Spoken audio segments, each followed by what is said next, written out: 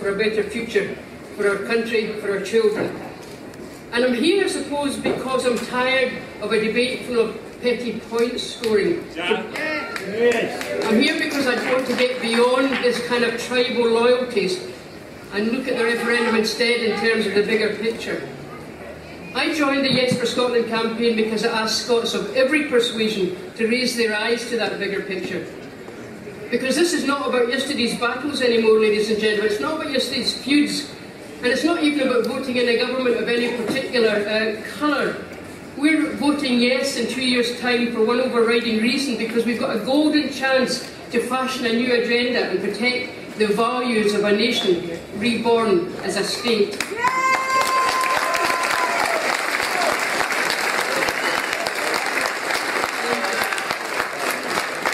Please, ladies and gentlemen, don't let anybody tell you that if we ignore this poll, there'll be another couple along in a moment. Because we fell for that nonsense in 1979. We were told that in 1979. But what happened, in fact, was that people who didn't vote were counted as a no vote. We were told that we'd secure a better deal in that case from London politicians, and just as well is it not that nobody was holding their breath. Now, October 2014 is probably the only time in every person's life standing here that will be able to determine Scotland's long-term future. It happens that I believe devolution was a necessary process because it allowed us to reclaim our Parliament after a timeout of some 300 years. But what devolution's also done, ladies and gentlemen, is it's brought into very sharp focus the different ways, the different directions our countries have gone in since then. We've seen what's happened to the health service in England, as we've heard already today, now on the road to privatisation. We've seen what's happened to education with fragmentation and with curriculum meddling on a daily basis from a minister who said it was time for the state to butt out. But health and education are things where we can do something in Scotland, where we can hold the line. But we can do absolutely nothing about the swingeing cuts in welfare, masquerading as an essential reform, but targeting the folks that can't fight back. Because the tax and benefit system are also fixed in London.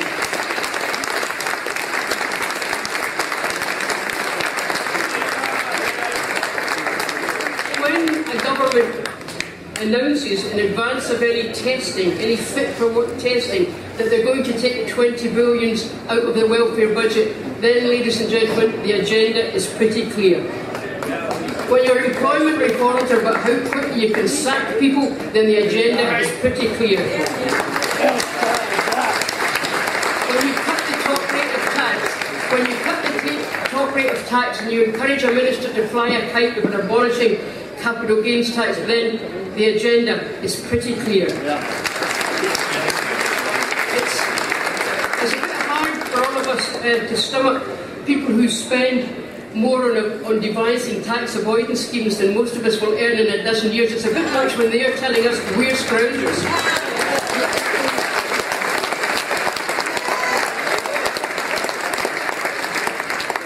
You know, there are literally thousands of people engaged in trying to find out who might have creamed off an extra fiver from their weekly benefits, but there's just a handful charged with trying to find the billions that have been siphoned off offshore or hidden elsewhere in the Scotland.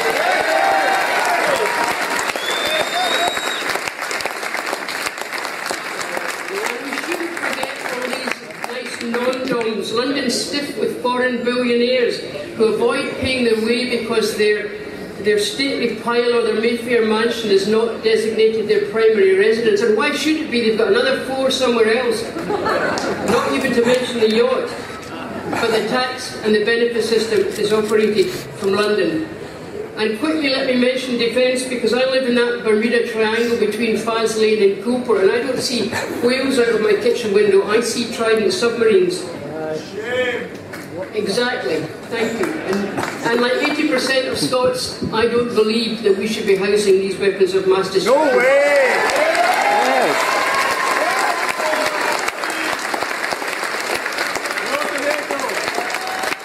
But defence decisions are taken in London. And let let's not forget, it's been mentioned this afternoon a number of times, foreign affairs, the shame of the invasion of Iraq and the continuing nightmare that's Afghanistan, but foreign policy is determined in London. Now, all my adult life, ladies and gentlemen, as you can see, I'm chronologically gifted, and all my adult life, the cry has gone up about whinging jocks, people who get more than their fair share of public spending, people who get huge perks denied the rest of the UK. It's not true, but it's certainly a fine way to make your friends and neighbours suspicious. Well, the surefire way to stop that is to raise our own taxes and spend them as we see fit, depending on the budget we have to have.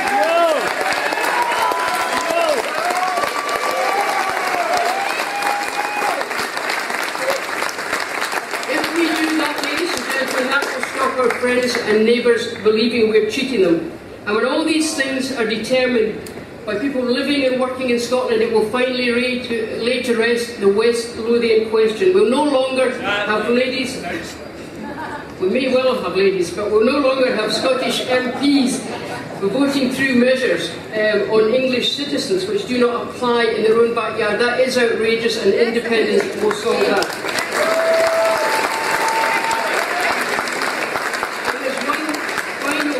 I'd like to explore, because people have suggested quite often to me that those who favour the Scottish nation once again becoming a fully functioning state must be anti-English or just plain provoking. I find that idea truly offensive. Very offensive.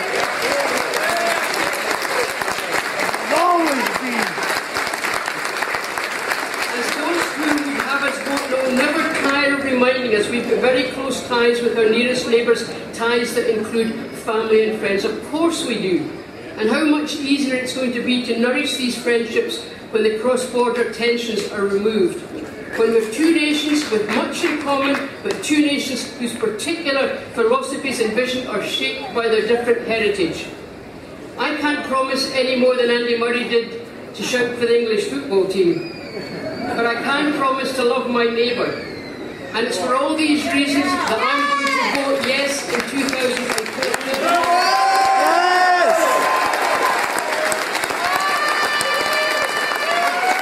It's for all these very positive reasons I'm going to vote yes. Because the no camp seems to think that a scare a day will keep independence at bay. But trust me, ladies and gentlemen, a confident future is never built on fear, always on hope. Yes! So let's give our children, let's give our grandchildren that hope. Let's give them a country to be proud of, and let's make that yes a loud one. Thank you. Yeah! So that was Ruth Wishart, and if you've had a look at most of the coverage, the person you've probably seen the most of is Alex Salmond. So I've cut this one down a little bit. Let's think of the choices that we've made over the elements where the Scottish Parliament governs Scotland. We chose to abolish tuition fees. We don't have to apologise for introducing them, because we chose to reintroduce free education for Scotland.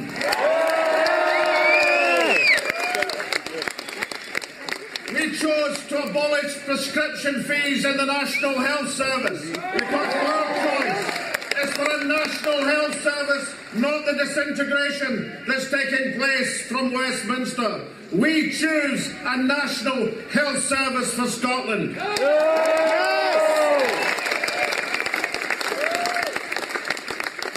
We choose to face down some of Scotland's social problems. We choose a minimum price on alcohol so that we can face the future as a responsible nation.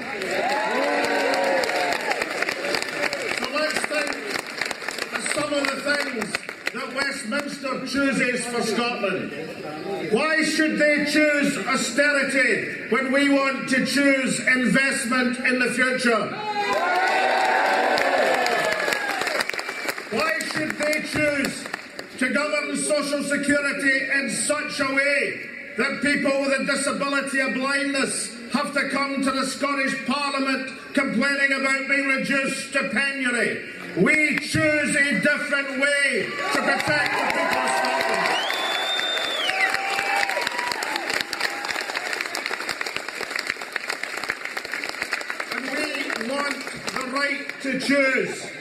or not our people should be sent into illegal wars, and we want the right to choose to remove weapons of mass destruction.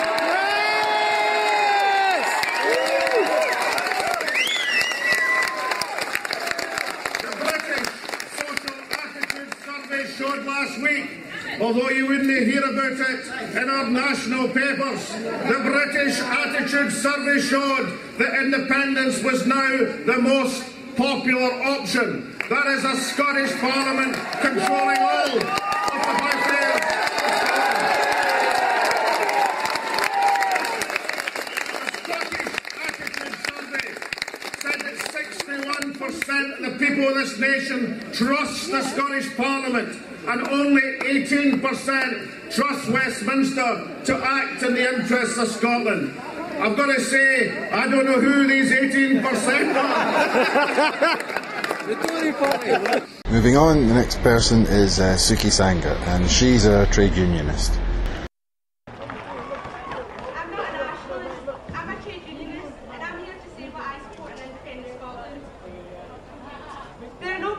Under an independent Scotland, we'll have X, Y or Z. But there's one thing for sure, that if we retain the status quo, then there are some certainties. More Tory cuts that, as we know, are destroying our communities and our public sector. More support for American wars in the Middle East. And a continuation of racist immigration policies which scapegoat refugees and asylum seekers in our communities.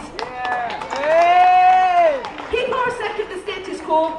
We need to put forward an alternative vision of what we want our society to look like, and then fight like hell to ensure it happens. We need to recognise that the referendum could be won or lost on whether or not we can win Labour voters to the cause of independence. As trade unionists, we need to see independence as an opportunity for our movement. The trade unions are the last progressive force of the Labour movement. We can call for the repealing of anti-trade union laws, for the right to strike to be respected, for universal free childcare, bright futures for our young people, and dignity for those in old age. Trade unionists will support independence, but only if they believe in what all working class people want, and that's the right to a decent and dignified life, from the cradle and to the grave. People are angry, trade unionists are angry. Billions of pounds are being spent on war and Trident every year, while they cut our public services. How dare the British state send working class Scots to die in Iraq and Afghanistan, whilst they cut our public services, and for their own imperialist interests? Tony Blair's involvement in the No campaign speaks volumes of the kind of Britain that they championed. As we know, Tony Blair is responsible for waging an illegal war in Afghanistan and Iraq, and is responsible for the death of thousands of people. We should support the motion to charge Blair with war crimes if he ever stepped foot in Scotland. We need an independent Scotland that opposes militarism, that finds common cause with the people of the world, and supports the Palestinians' right to self-determination. I have a message for our brothers and sisters in the SNP. Do not support NATO. NATO is nothing more than a war machine that over the last 10 years has been waging a war in Afghanistan. We will not tie Scotland to an aggressive force which supports nuclear weapons across Europe. We cannot tie ourselves to American military power. Independence gives us a chance to break from the bloodshed inflicted by America. We will win independence, but only if we oppose NATO, if we stand against the imperialist wars abroad, and because we say no to Trident. Independence is about standing up for all those people who haven't had a voice under the British state. Independence is about the 50% of children in Summerston who will grow up in child poverty. Independence is about the pensioners in Leith who will have to choose this winter between putting food on their table and heating their homes. Independence is about the young people in Dundee who will have no other choice but to join the army because they can't get into university or college. And finally, independence is about the child in Fallujah in Iraq who will grow up without parents, suffering from defects from birth because of the uranium bombs sent down by Tony Blair and George Bush. Let's fight together for independent Scotland. Let's fight together for our people's independence, for a better world. and for a better Scotland. I'm supporting the Radical Independence Conference, which takes place on the 24th of November in Glasgow, where people are coming together from across Scotland and beyond to discuss and debate